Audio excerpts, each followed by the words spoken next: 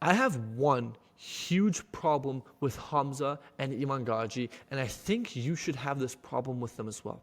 You see, both these guys are some of the most influential self-improvement influencers of our time, yet there's one part of their message which I don't like, which I think is slowly eating away at the inside of your brain, which is slowly causing men to be weaker and weaker and weaker and weaker. Now, what is this thing I'm talking about? What do I not agree with? I mean, they've come out with many great pieces of content that help millions of people, but what is it about their message that I think that you shouldn't listen to? What is it that about their message I think you should reject? What is it about their message that I think is actually the reason why you're not where you want to be? And that is this idea of monk mode isolation.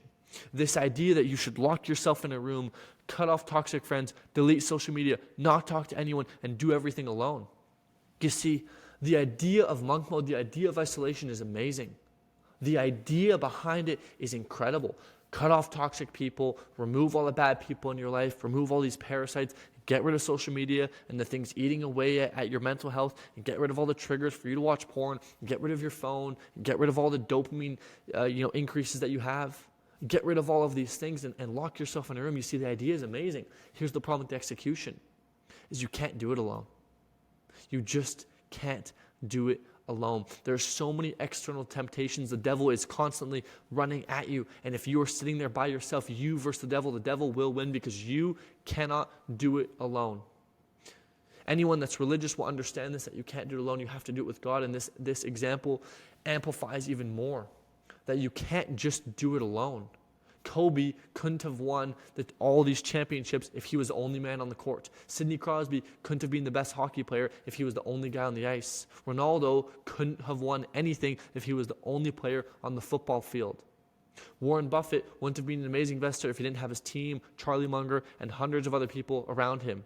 Steve Jobs would have never built Apple if it wasn't for Stephen Wozniak and all the people who helped him in the beginning and still do now. Jeff Bezos would have never had Amazon if it weren't for his family investing in his own company and the first few employees he had. You see, everyone needs somebody. Everybody needs somebody. And this idea that we can do it alone is just eating away at basic human principles, at human biology. If you look back in the past, at any given moment, your favorite era, look back and ask them, did these people do it alone? Look back at World War II. Did Hitler do this alone? Or did he have people around him? Just think back to any of these influential times and ask yourself, did these people do it alone or did they have people with them? Look at your favorite successful person. Maybe you like Alex Hormozi. Did Alex Hormozi really build this alone or did he have Layla with him the whole time and his mentors? It's a good question to ask. And the more you dive into it, you'll realize that in order to become successful, in order to make it, you have to have people around you. You cannot do it alone. Now, there's something to be said about having the right people. You need to make sure you have the right social circle around you. That is very important. As a matter of fact, it is the most important thing because the wrong people will cause you to do the bad things in the first place, which is why monk mode has been this idea, because most people have bad people around them. But the problem is you need people. You just need to make sure you have the right people around you. And locking yourself in a room does exactly the opposite of that. You lose your social skills. You learn how to communicate, which is one of the most crucial skills to have in this day and age. You lose the ability to connect with people. And more than anything, you start to doubt yourself. You see, when you do everything alone, what starts to happen, and you'll know this if you're an entrepreneur, is it gets lonely. And you start to second guess yourself because you're walking a path that hasn't been walked before. You see no footsteps, there's no trail, there's just a bunch of fog, and you're not sure if you're going the right way. And the longer you walk and the longer it takes you to get to your destination, the more you start to second guess yourself. Am I going the right way? Is this even worth it? Am I going down the right path? Did I take a wrong turn? And you start to second guess and second guess and second guess yourself. And slowly but surely, these doubts will eat away at you to the point where you may stop walking, to the point where you may start walking back, to the point where you may give up. That is why you can't do it alone. Is because there will come a point in time where you're like, I don't know, where you're a little hesitant. And that split second hesitation is what can make or break you. And that is why you need people with you to say, hey man, I've walked this path before. Yes, you're going the right way. Yes, keep walking. Yes, you're almost there. Yes, I know you can't see anything. You feel like you're lost, but I promise you, you're going the right way. To give you that conviction, to give you that belief of, okay, I'm doing the right thing so you can keep moving. You'll know this if you've ever tried to even battle any sort of mental illness, if you try and do it by yourself, it is so damn difficult. If you ever try to make money online, you know if you do it by yourself, it is so damn difficult. But if you surround yourself with a group of guys who are also doing the same things, and some who have already done it, who can show you and guide you, it becomes exponentially easier, even when all other variables are held constant. Why? Because you start to believe. You start to see what's possible. You start to be filled with confidence and conviction. And those doubts that you once had slowly go away. Why? Because you're not trying to do it all alone. Because you understand that a lone wolf is nothing.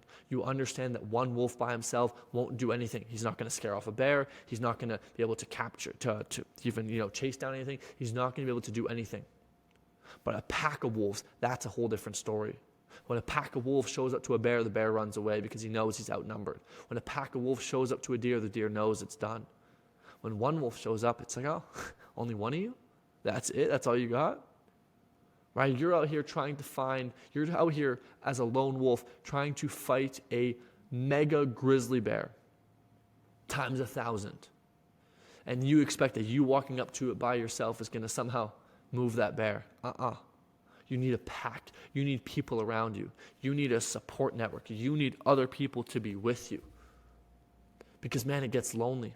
From someone that has been on this entrepreneurial journey for so long, it gets lonely and you get hopeless. And you start to second guess yourself and you start to fill your mind with limiting beliefs. And it slowly starts to eat away and eat away and eat away at you. And this is why I think the message from Hamza and Iman Gadzhi is wrong. Even they know it. They can't do it alone. Even Hamza has people around him. He has his own network, his own inner circle. Iman Gadzhi does as well. He always has his mentors and his group of guys. Why? Because they understand that fundamentally you need people because you can't do it alone. You cannot do it alone. And if you've tried it, you'll know. You'll know that you can't do anything alone. Or at least not anything influential, not anything that will build generational wealth or change your life to the extremes at which you want to change it. That is why I reject the idea of monk mode. I've been on monk mode myself, and I think that the core principle of monk mode is phenomenal. The execution is flawed. And that's where I'd want to change the idea of monk mode to not just cutting off all people, but cutting off toxic people, cutting off toxic social medias, cut off drinking and smoking and porn and all that stuff. That stuff is phenomenal. But you need to surround yourself with a masculine, ambitious, and driven network. And if you still struggle to find that, I want to give you and extend the invitation to you to join my wolf pack, to join my brotherhood, to join my inner circle of guys, where we will take you in as one of ours and bring you in as family. You can join the pack. And when you join the pack, not only do you now become one of us, but you get to suffer with us. But when you suffer with us, you also get to hunt with us and eat with us and win with us and conquer with us. We do things together as a family, as a pack, as a brotherhood. And so if you want to be part of this, I extend my hand to you and ask you to join us. And I'm not looking for just your average Joe. If you're someone who's out here just looking around, no. I'm committing my life to building this group, to building this pack, to be unshakable, to conquer the world, to become the best version of ourselves so we can all take care of our loved ones and build something incredible together. Not alone, but together. And so if that sounds like you and you want to be part of something bigger than you are, you want to join a pack, you want to stop being a lone wolf by yourself, running around constantly feared for your life that when you're sleeping something may happen, join us. Join us. Join our pack and we will take care of you. We have a no man left behind policy. Now I'll make it very clear. We have a no man left behind policy for those that show up and do the work. If you're someone who's just going to sit there and luddy-dag around, we kick those people out. See ya. You're gone from the pack because we are only as good as our weakest link. And I have no problem having people who are new. But the difference between people that are new and the people that don't try is huge. And so just know that this isn't some lollygag. This isn't just another, community, brotherhood. No, this is for real. This is serious. This is my network. And I want people in there who are truly going to do something good. So if that sounds like you, I extend my hand to you to join us. I invite you into the pack. Because look, it's cold outside as you can tell. It's minus 20 out there. It's cold. But with us, we got you. We got your back. And so that's why I disagree with Hamza and Iman Gadzhi's message. That's why I don't like about it. You can agree, you can disagree, each to their own. But I think that those of you that have listened to this video understand how important it is to have those people around you. The idea of monk mode is great, the execution is bad. And that's what I hope to fix, is that you need people. You need to cut off social media and porn and toxic people and those kind of things. But you need people around you. Otherwise, it gets so hard to uphold these habits, to uphold this new version of you when you're only trying to do it alone. That's just your ego talking. That is you just thinking that you are the best person in the world. That is your ego talking. That is your pride talking. Don't let that cloud your judgment. Don't let that get in the way of doing what you truly want to do. From the dawn of time, brotherhood has been the reason why people are successful. No one ever won a war by themselves. No gang goes out somewhere with just one person. They have gangs, people for a reason, because they understand that the more they are, the better they are. So yeah, that's my biggest problem with those guys. And if you understand that, and you want to be part of a group, you want to be part of a pack, you want to be part of a brotherhood that solves for this issue that has been so lacking a masculine presence in this world filled with extreme leftist liberals who are sending fat, obese, mentally ill, transgender people into classrooms to groom little children. If you understand the ideology and the notion that you are pushing and you reject that and you want a strong masculine network who will push you to become the best version of who you are and instill that real traditional masculinity that we once had that is now being lost because of these feminists, because of these liberals, because of all these people pushing this notion, then you are one of us. And I want you to become one of us and join us to reclaim masculinity for what it once was, to make the kids safe again, to make women feel cared about again. A lot of people think that masculinity, those people don't like women. No. We love them so much that we don't want them to work. We don't want them to suffer. We don't want them to have to stress and go through what we go through, which is why we work so hard and we suffer so much so we can give them everything. Stress is mine, joy is yours, suffering is mine, happiness is yours, but you are mine. Tate said something along those lines. You see, true masculinity was, hey, you stay at home, you raise our kid because biologically you are better at that than me. Let me go and fight the demons. Let me go and fight the animals and bring you back food so we can eat. I don't know what happened because biologically we are all the same. Biologically, women are women, men are men. If you're born with a dick, you're a guy. If you're born with a vagina, you're a girl. I don't give a fuck what the government or the mainstream media tells you. That is not true. And they're just trying to propagate this idea in your head to divide us even more, because the more they divide us, the less united people are, and the less united they are, the more power they have. It's all a power play. And when you can see through this, and when you can see how dark and evil some of these ideas are, you'll realize you need to have people around you who understand this and who want you to become good.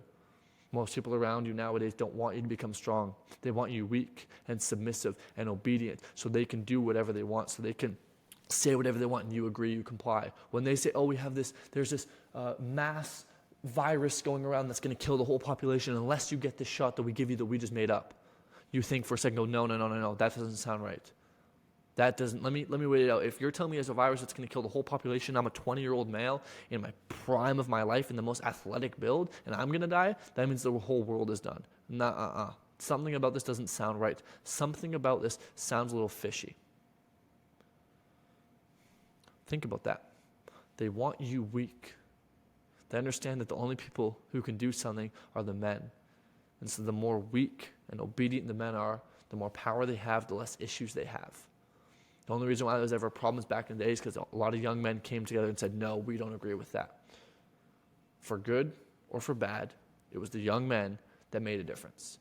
They're trying to tame you. They're trying to domesticate you to turn you into another good little puppy. Good little dog. Good boy. Good boy. Do you want to live life like that? Do you? It's something you have to ask yourself. I know I don't, which is why I'm building this group. So if you're on the same page as me, then let's build something together. Let's unite. Let's lock arms. And let's go conquer the world together. And reject the idea that men need to be weak. Because you know what's funny?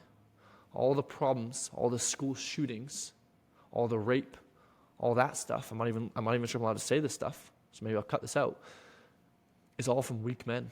It's all from men who have all these mental illnesses. It's all from men who are weak, who are emotional, who act on their emotions. Real men don't act on their emotions. They sit there and be stoic about it. Those are the men who, when you call 911 to protect you, you want them to show up. You don't want some fat 30-year-old gamer who takes 7 different depression medications to show up. No. You want a guy who's stoic. You want a masculine man to show up. Yet we want to get rid of those people? Why? Why?